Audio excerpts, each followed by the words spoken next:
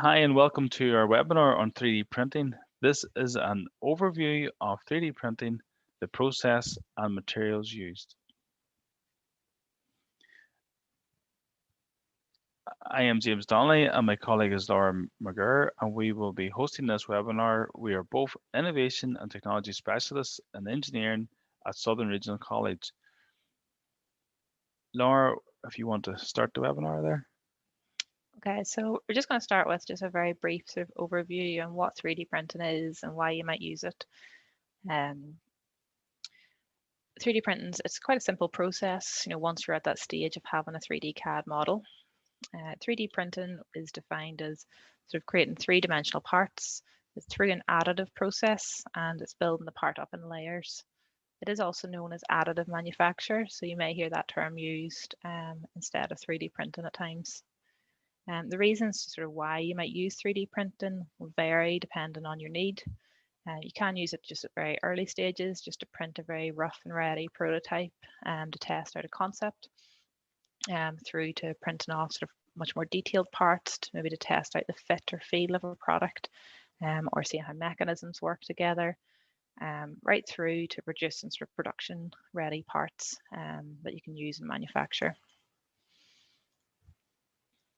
The benefits of 3D printing, there are a lot. Obviously, it does depend on exactly what you're using it for, but generally speaking, first one would be maybe speed. So sort of it's a very quick process. Within a few days, business could sit down, they could design a part, they could manufacture it on an in-house 3D printer, and they could test it out. So they don't have those long lead times associated with having to outsource manufacture and sort of wait for the part to be delivered. It's cost effective, so there's no high labour costs. It's one process. You don't need skilled manufacturing staff. There's less material wasted. There's no tooling required. So it's very sort of quick and easy setup, which obviously saves you money. Third would be the complex geometry. So you can print sort of almost any shape. You're not restricted by your traditional manufacturing methods. And there's no human error as it's all automated. So it's nice and sort of accurate. Physical prototype in your hand. So sort of very quickly, you can get something in your hand that you can review and you can test and get feedback.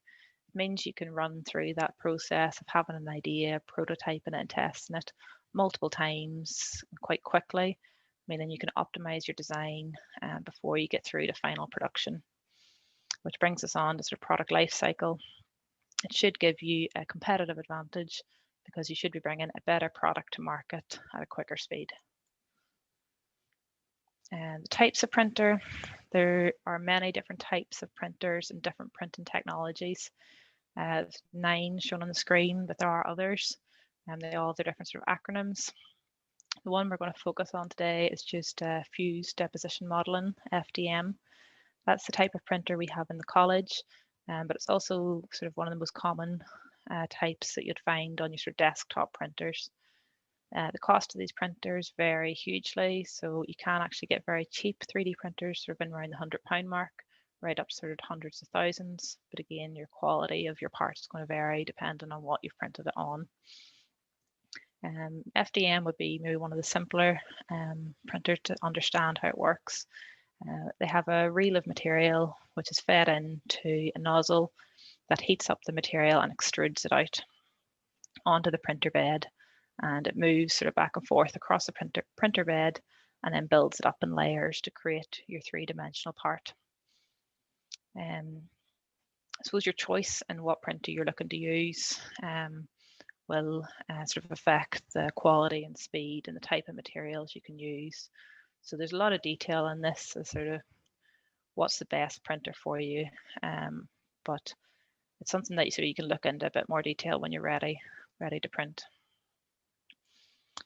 Materials then, I guess when it comes to materials, it's important to think about what you're using your prototype for before you pick your material. You don't necessarily need to print in the same material that you're going to create your final product in.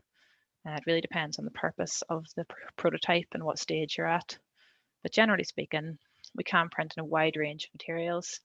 Some of the more common materials would be likes of your ABS and PLA. But again, it depends really on what you're looking to get out of the model, what properties are important, if you need strength, flexibility, if you need it to be optically clear.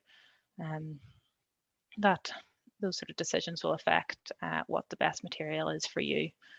We can print carbon fiber filled metals and ceramics and so on. Of course, your cost will be affected by your material choice. It's probably also worth noting that you don't necessarily need to own your 3D printer. There are lots of services available where you can upload your CAD file and print your part and they'll post it out to you. So obviously some of these more expensive materials and processes, you're not necessarily going to buy a machine. You can outsource the 3D printing. So I'll just hand over to James here and he'll take you through the process. Thank you very much for that, Laura. It was very informative. The process of 3D printing, I have broke it down into 5 simple steps. Step number 1 is the 3D CAD model. This is where you actually develop your design or your part using a computer program such as SolidWorks, SketchUp, any of them 3D packages.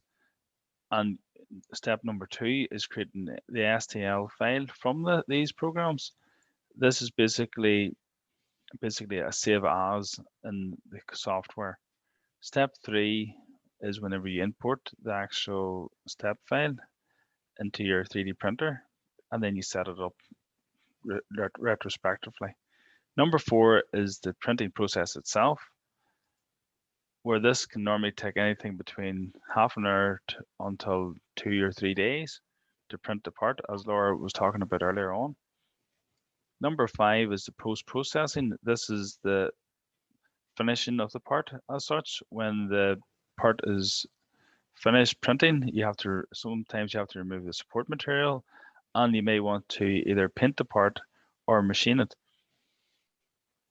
So in order for you to help understand the process, I've put in a number of examples here. I developed a number of designs with a local company called Green Circle, and I'll take you through the process like I talked about.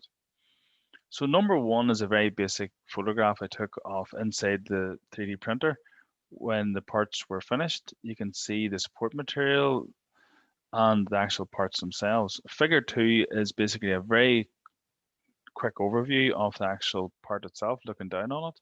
You can see how the layers are built up. Number 3 is the parts cleaned and painted, and figure 4 is the parts assembled, as you can see. Maybe Laura, you want to take it from here? Yeah, so as we said, that was just a very quick overview on 3D printing, just due to time limitations. But we do have a wide range of support available for small businesses, various funded programs. So if there's something you'd like to chat to us about and we can help you out with in terms of 3D printing or anything else, please do sort of reach out to us, as there's likely funding we can take advantage of and help you out with your project.